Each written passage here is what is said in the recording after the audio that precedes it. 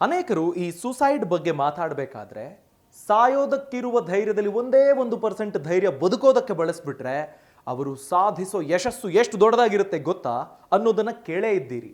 ಅದನ್ನ ಸಾಧಿಸಿದವರ ಬಗ್ಗೆ ಎಷ್ಟು ಜನರನ್ನ ನೀವು ನೋಡಿದ್ದೀರಿ?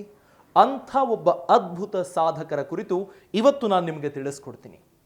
ಇವರ ಸಾಧನೆ ಎಷ್ಟರ ಮಟ್ಟಿಗೆ ನಮಗೆ ಅನುಕರಣೀಯ ಅಂತಂದ್ರೆ, ಚಿಕ್ಕ ವಯಸ್ಸಿನಲ್ಲೇ ಪಡಬಾರದ ಕಷ್ಟಪಟ್ಟ ಇವರು ನನಗೆ ಜೀವನ ಬೇಡ ಅಂತ ಡಿಸೈಡ್ ಆದರು. ಅದೃಷ್ಟವಶಾತ್ ಬದುಕುಳಿದ್ರು.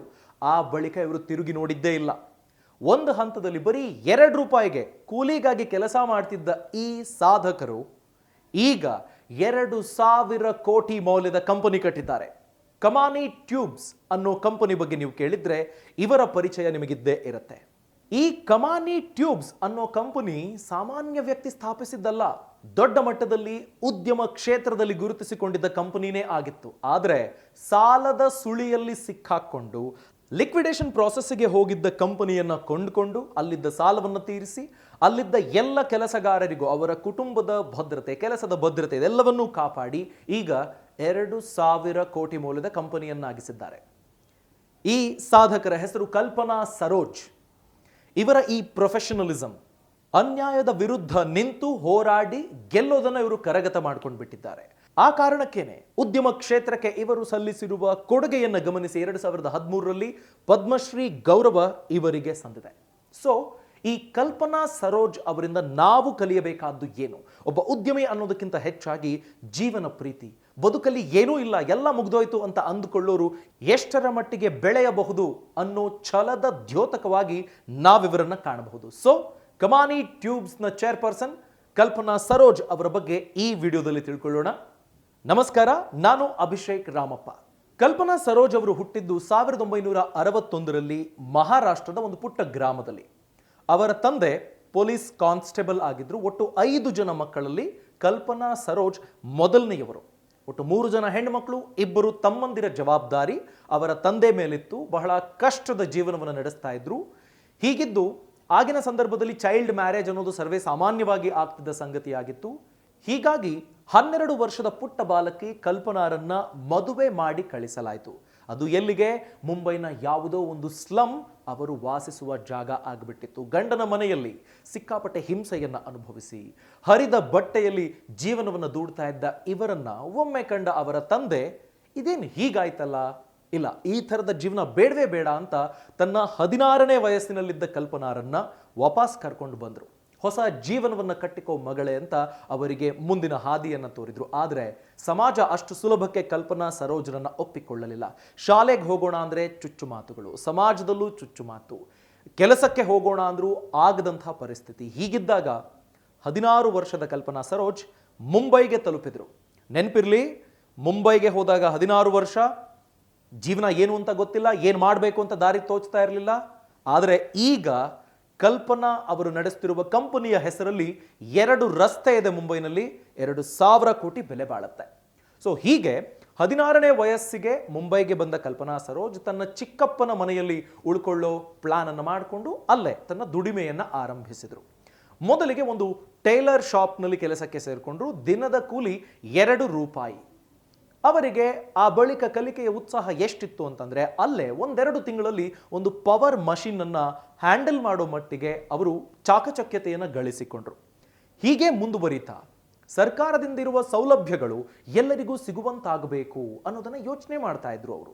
ಯಾಕೆಂದ್ರೆ ಇವರು ತಮ್ಮ ಮೊದಲ ಉದ್ಯಮಕ್ಕೆ ಸಾಲ ಪಡ್ಕೊಳ್ಳೋದಕ್ಕೆ ಹಲವು ತಿಂಗಳುಗಳ ಗಟ್ಟಲೆ ಅಲೆಯಬೇಕಾಯಿತು. ಯಾಕೆ ಹೇಳಿ? ಲಂಚ ಕೊಡದೆ ₹50,000 ಸಾಲ ತೆಗೆದುಕೊಳ್ಳೋದಕ್ಕೆ. ಅವರು ಫರ್ನಿಚರ್ ಉದ್ಯಮ, ರಿಯಲ್ ಎಸ್ಟೇಟ್ ಹೀಗೆ ಬೇರೆ ಬೇರೆ ಕ್ಷೇತ್ರಗಳಲ್ಲೂ ಸಹ ತಮ್ಮ ಅದೃಷ್ಟ ಪರೀಕ್ಷೆಗಿಳಿದು ನೋಡುತ್ತಲೇ ದೊಡ್ಡ ಖ್ಯಾತಿಯನ್ನ ಗಳಿಸ್ತಾ ಮುಂದೆ ಹೋದರು. ಈ ಥರ ಟ್ಯಾಲೆಂಟ್ ಇದ್ದೂ ಸಹ ಅವಕಾಶ ಸಿಗದೆ, ಸಾಲ ಸೌಲಭ್ಯ ಲಂಚ ಕೊಡದೆ ಸಿಗದೆ ಅನೇಕ ನಿರುದ್ಯೋಗಿಗಳು ಕಷ್ಟಪಡ್ತಿದ್ದಾರೆ ಅನ್ನೋದನ್ನ ಅರಿತ ಇವರು ಆ ನಿರುದ್ಯೋಗಿಗಳಿಗಂತಾನೆ ಒಂದು ಸಂಘಟನೆಯನ್ನ ಕಟ್ಟಿ ಆ ಮುಖೇನ ಸರ್ಕಾರದ ಸೌಲಭ್ಯಗಳು ಎಲ್ಲರಿಗೂ ಸಿಗುವಂತೆ, ತಮ್ಮ ಅನ್ನ ತಾವೇ ದುಡಿದುಕೊಳ್ಳುವಂತ ಆಗಬೇಕು ಅಂತ ಒಂದು ನಾಯಕತ್ವವನ್ನು ವಹಿಸಿ ಅವರಿಗೆ ದಾರಿ ತೋರೋ ಕೆಲಸವನ್ನು ಮಾಡಿದರು. ಹೀಗೆ ಮುಂದುವರಿತಾ ಕಮಾನಿ ಟ್ಯೂಬ್ಸ್ ಅನ್ನೋ ಕಂಪನಿ ಲಿಕ್ವಿಡೇಷನ್ಗೆ ಹೋಗ್ತಿರೋ ವಿಚಾರ ಅಲ್ಲಿನ ನೌಕರರಿಂದಾನೇ ಇವರ ಗಮನಕ್ಕೆ ಬಂತು. ಯಾಕೆಂದ್ರೆ ಅದರಲ್ಲೂ ಸಿಕ್ಕಾಪಟ್ಟೆ ಸಾಲ ಆಗ್ಬಿಟ್ಟಿತ್ತು. ಸುಪ್ರೀಂ ಕೋರ್ಟ್ನಲ್ಲಿ ಅಲ್ಲಿನ ಯೂನಿಯನ್ ಅವರು ಕೇಸ್ ಹಾಕಿದ್ರು. ಆ ಬಳಿಕ ನೀವು ಏನು ಕೆಲಸಗಾರರೇನಿದ್ದೀರಿ ನೀವೇ ನಡೆಸ್ಕೊಂಡು ಹೋಗಿ ಅಂತ ಸುಪ್ರೀಂ ಕೋರ್ಟ್ ನಿರ್ದೇಶನ ನೀಡಿಬಿಡ್ತು. ಸೊ ಕೆಲಸಗಾರರು ಮ್ಯಾನೇಜ್ಮೆಂಟ್ ವಿಚಾರದಲ್ಲಿ ಡಿಸಿಷನ್ಸ್ ಅನ್ನು ಸರಿಯಾಗಿ ಕೈಗೊಳ್ಳೋದಕ್ಕಾಗದೆ ಕೆಲಸಗಾರರೇ ಓನರ್ ಆಗಿರುವ ಕಮಾನಿ ಟ್ಯೂಬ್ಸ್ ಅನ್ನೋ ಕಂಪನಿಗೆ ಅನೇಕ ಮೂಲಗಳಿಂದ ಸಾಲವು ಸಿಕ್ಕಿ ಸರಿಯಾಗಿ ನಿಭಾಯಿಸದೆ ಅವರು ನಷ್ಟಕ್ಕೆ ಸಿಕ್ಕಾಕೊಂಡ್ಬಿಟ್ಟಿದ್ರು. ಹೀಗಾಗಿ ಅವರು ಕಲ್ಪನಾ ಸರೋಜ್ ಅವರನ್ನು ಬಂದು ರಿಕ್ವೆಸ್ಟ್ ಮಾಡಿಕೊಂಡ್ರು, ದಯಮಾಡಿ ಈ ಕಂಪನಿಯನ್ನು ಕೊಂಡುಕೊಂಡು ಈ ಕಂಪನಿ ಉಳಿಸಿಕೊಡಿ, ಇಲ್ಲದೆ ಹೋದರೆ ಕಷ್ಟ ಆಗ್ಬಿಡುತ್ತೆ, ಅನೇಕ ಕೆಲಸಗಾರರು ತಮ್ಮ ಕುಟುಂಬವನ್ನು ಬೀದಿಗೆ ಕರ್ಕೊಂಡು ಬಂದ್ಬಿಡ್ಬೇಕಾಗತ್ತೆ ಅನ್ನೋದನ್ನ ಅವರು ಅಲವತ್ತುಕೊಂಡ್ರು. ಹೀಗಿದ್ದಾಗ 2 ದಿನ ಟೈಮ್ ತಗೊಂಡ ಕಲ್ಪನಾ ಸರೋಜ್ ಅವರು ತಮ್ಮ ಸ್ನೇಹಿತರ ಬಳಿನೂ ವಿಚಾರಿಸಿದ್ರು. ಎಲ್ಲರೂ ಸಹ ಅವರನ್ನು ಡಿಮೋಟಿವೇಟ್ ಮಾಡಿದವ್ರೆ. ನಿನ್ಗೇನು ತಲೆ ಕೆಟ್ಟಿದ್ಯಾ, ಸಾಲದಲ್ಲಿರೋ ಕಂಪ್ನಿ ಯಾಕೆ ಕೊಂಡ್ಕೊಳ್ತಿ ನೀನು, ಬೇಡ, ಈ ನಿರ್ಣಯದಿಂದ ತುಂಬಾ ಕಷ್ಟಪಡ್ತೀಯಾ ನೀನು ಅಂತಂದ್ರು. ಆದರೂ ಕಲ್ಪನಾ ಸರೋಜ್ ಅವರು ದಿಟ್ಟ ನಿರ್ಣಯ ಕೈಗೊಂಡು ಆ ಕಂಪನಿ ಕೊಂಡುಕೊಂಡ್ರು. ಸೊ ಮುಂದೆ ನಡೆದಿದೆಯಲ್ಲ ಅದು ಅಪೂರ್ವ ಇತಿಹಾಸ. 2006ರಲ್ಲಿ ಕಮಾನಿ ಟ್ಯೂಬ್ಸ್ ಅನ್ನು ಕೊಂಡ್ಕೊಂಡ ಕಲ್ಪನಾರವರ ಮುಂದೆ ಎದ್ದಿದ್ದು ದೊಡ್ಡ ಸಾಲದ ಬೆಟ್ಟ, ಅದನ್ನು ಕರಗಿಸುವ ಚಾಲೆಂಜ್ ಇತ್ತು. ಯಾಕೆಂದ್ರೆ ಸಾಲ ಅಸಲೇನಿತ್ತಲ್ಲ, ಅಸಲಿಗೆ ಬಡ್ಡಿಯನ್ನ ಕಟ್ಟಿಲ್ಲ ಅಂತ ದಂಡ, ಇದೆಲ್ಲವೂ ಸೇರಿಕೊಂಡು ದೊಡ್ಡ ಹೊರೆ ಆಗ್ಬಿಟ್ಟಿತ್ತು. ನಾನು ಆಗ್ಲೇ ಹೇಳಿದೆ, ಇದು ಸಾಮಾನ್ಯದವರ ಒಡೆತನದ ಕಂಪನಿ ಆಗಿರಲಿಲ್ಲ. ರಾಮ್ಜಿ ಭಾಯ್ ಇವರು ಸ್ವತಂತ್ರ ಹೋರಾಟಗಾರರು, ಮಹಾತ್ಮ ಗಾಂಧೀಜಿಯವರ ಸ್ನೇಹಿತರಾಗಿದ್ರು. ಹಾಗೆಯೇ ಜವಾಹರ್ಲಾಲ್ ನೆಹರು ಅವರ ಜೊತೆಗೂ ಒಡನಾಟವನ್ನು ಹೊಂದಿದ್ರು. ಕ್ವಿಟ್ ಇಂಡಿಯಾ ಮೂವ್ಮೆಂಟ್, ಭಾರತ ಬಿಟ್ಟು ತೊಲಗಿ ಚಳುವಳಿಯಲ್ಲೂ ಸಹ ರಾಮ್ಜಿ ಬಾಯಿ ಭಾಗಿಯಾಗಿದ್ರು. ಈ ಅಂಶವನ್ನ ಸೂಕ್ತವಾಗಿ ಅದನ್ನ ಎಲ್ಲಿ ಪ್ರಸ್ತಾಪ ಮಾಡಬೇಕು ಅನ್ನೋದನ್ನ ಅರಿತ ಕಲ್ಪನಾ ಸರೋಜ್ ಅವರು ಈ ಸಾಲವನ್ನು ತೀರಿಸೋದಕ್ಕೆ ಒಂದು ಮಾಸ್ಟರ್ ಪ್ಲಾನ್ ಮಾಡಿಕೊಂಡ್ರು. ಏನದು? ಕೆಲಸಗಾರರಂದ್ರು, ಮೇಡಮ್ ಬ್ಯಾಂಕ್ಗೆ ಹೋಗ್ಬಿಡೋಣ, ಚೇರ್ಮನ್ನ ಮೀಟ್ ಮಾಡೋಣ, ನೋಡಪ್ಪ ನಾವು ಹೀಗೆ ಮಾಡ್ತಿದ್ದೀವಿ, ದಯಮಾಡಿ ಸಾಲ ಕಡಿಮೆ ಮಾಡಿ ಅಂತ ಕೇಳೋಣ ಅಂತ ಅಂದ್ಕೊಂಡ್ರು. ಆದರೆ ಕಲ್ಪನಾರವರ ತಲೆಯಲ್ಲಿ ಬೇರೆನೇ ಓಡ್ತಾ ಇತ್ತು. ಅವರೇನ್ ಮಾಡಿದ್ರು, ನೇರವಾಗಿ ವಿತ್ತ ಮಂತ್ರಿಗಳ ಹತ್ರ ಹೋದ್ರು. ನೋಡಿ, ನಾವು ತಗೊಂಡಿರೋ ಕಂಪನಿಗೆ ಇಂಥ ಲೆಗೆಸಿ ಇದೆ, ಸೊ ಆ ಕಾರಣಕ್ಕೆ ಆ ಕಂಪನಿಯ ನೌಕರರ ಜೀವನದ ಭದ್ರತೆಗಾಗಿ ಸಾಲದ ಹೊರೆಯನ್ನು ಇಳಿಸಿಕೊಡಿ ಅಂತ. ಇವರ ಈ ಪ್ರೊಫೆಷನಲಿಸಂ, ಇವರ ಕನಸು, ದೃಢತೆಯನ್ನು ಕಂಡ ಆಗಿನ ಫಿನಾನ್ಸ್ ಮಿನಿಸ್ಟರ್ ದಂಡ ಬಡ್ಡಿ ಇದನ್ನ ಕಡಿಮೆ ಮಾಡೋದರ ಜೊತೆಗೆ 25% ಅಸಲನ್ನೂ ಕಡಿಮೆ ಮಾಡಿದ್ರು. ಸೊ 75% ಅಸಲಿನ 75% ಮಾತ್ರ ಅವರು ವಾಪಸ್ ಕಟ್ಟಬೇಕಾಗಿದ್ದು. ಸೊ ಸಾಲದ ಹೊರೆ ಇತ್ತಲ್ಲ, ಅರ್ಧಕ್ಕರ್ಧ ಕಡಿಮೆ ಆಗೋಯ್ತು.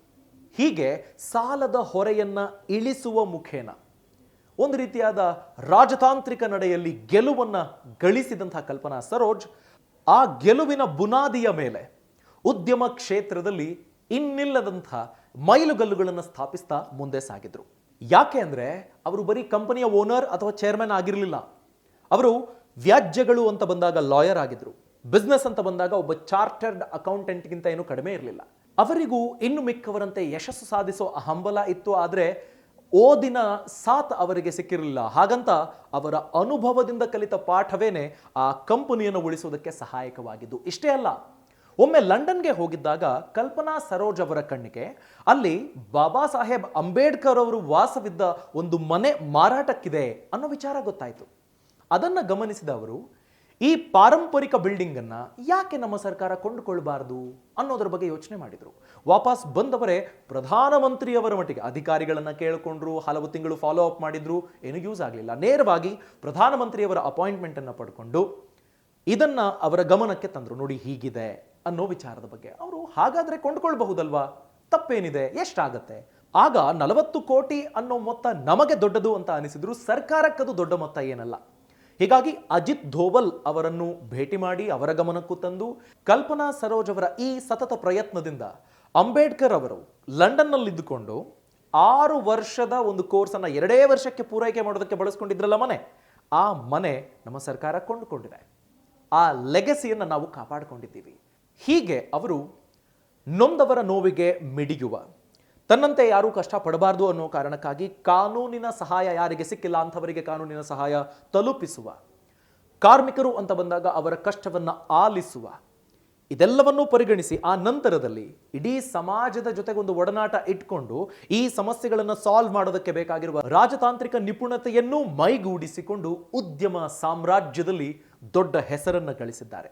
ಹೀಗೆ ಅವರು ಒಂದು ಫಾರ್ಮಲ್ ಎಜುಕೇಶನ್ ಪಡೆದುಕೊಳ್ಳದೇ ಹೋದರೂ ಅವರ ಅನುಭವ ಕೊಡುಗೆಯನ್ನು ಆಧರಿಸಿ ಭಾರತೀಯ ಮಹಿಳಾ ಬ್ಯಾಂಕ್ನ ಡೈರೆಕ್ಟರ್ ಅನ್ನಾಗಿ ಮಾಡಲಾಗಿದೆ. ಇಂಡಿಯನ್ ಇನ್ಸ್ಟಿಟ್ಯೂಟ್ ಆಫ್ ಮ್ಯಾನೇಜ್ಮೆಂಟ್ ಸ್ಟಡೀಸ್ನಲ್ಲೂ ಸಹ ಅವರು ಬೋರ್ಡ್ ಆಫ್ ಡೈರೆಕ್ಟರ್ಸ್ನಲ್ಲಿ ಸ್ಥಾನವನ್ನು ಪಡ್ಕೊಂಡಿದ್ದಾರೆ. ಹೀಗೆ ನನ್ನ ಕೈಲಿ ಆಗೋದಿಲ್ಲಪ್ಪ, ಸಮಾಜ ಸರಿ ಇಲ್ಲಪ್ಪ, ಅಯ್ಯೋ ನಮ್ಮನ್ನೆಲ್ಲ ಎಲ್ಲಿ ಬೆಳೆಯೋದಕ್ಕೆ ಬಿಟ್ಬಿಡ್ತಾರೆ, ತುಳಿತಾರೆ ಅನ್ನೋರ ಮಧ್ಯೆ ಏನೇ ಆದರೂ ಪರವಾಗಿಲ್ಲ, ನಾನು ಬೂದಿಯಿಂದ ಎದ್ದು ಹಾರಬಲ್ಲೆ ಎಂಬ ಫಿನಿಕ್ಸ್ನಂತೆ ಬೆಳೆದು ಇತರರಿಗೂ ಮಾದರಿ ಆಗಿದ್ದಾರೆ ಕಲ್ಪನಾ ಸರೋಜ್. ಸೊ ಅಂಥವರ ಸಾಧನೆ ನಿಮಗೆ ಸ್ಫೂರ್ತಿಯನ್ನು ತರತ್ತೆ ಅಂತ ನಾನಂತೂ ಭಾವಿಸ್ತೀನಿ. ಇದೇ ಥರದ ಅನೇಕ ಸಾಧಕರು ಕಲಿಸಿಕೊಟ್ಟಿರುವ ಕೋರ್ಸ್ಗಳು ಇಂಡಿಯನ್ ಮನಿ ಆಫ್ ಫ್ರೀಡಮ್ ಆ್ಯಪ್ನಲ್ಲಿದೆ. ಸೊ ಪರ್ಸನಲ್ ಫಿನಾನ್ಸ್, ಕೃಷಿ ಅಥವಾ ಬಿಸ್ನೆಸ್ ಯಾವುದೇ ಆಗಿರಲಿ, ನೀವು ಗೆಲ್ಲಬೇಕು, ಏನೋ ಒಂದನ್ನು ಕಟ್ಟಬೇಕು ಅನ್ನೋ ಆಸೆ ನಿಮ್ಮಲ್ಲಿದ್ದರೆ, ಆ ಛಲ ನಿಮ್ಮಲ್ಲಿದ್ದರೆ ಇಂತಹ ಸಾಧಕರು ನಿಮಗೆ ಕಲಿಸಿಕೊಡ್ತಾರೆ. ಸೊ ಈ ಕೂಡಲೇ ಪ್ಲೇಸ್ಟೋರ್ ಅಥವಾ ಆ್ಯಪ್ ಸ್ಟೋರ್ನಿಂದ ಡೌನ್ಲೋಡ್ ಮಾಡಿಕೊಳ್ಳಿ. ಬುದ್ಧಿವಂತರಾಗಿ ಎಲ್ಲ ಸಂಕೋಲೆಗಳನ್ನು ತೊಡೆದು ಯಶಸ್ವಿಯಾಗಿ. All the best.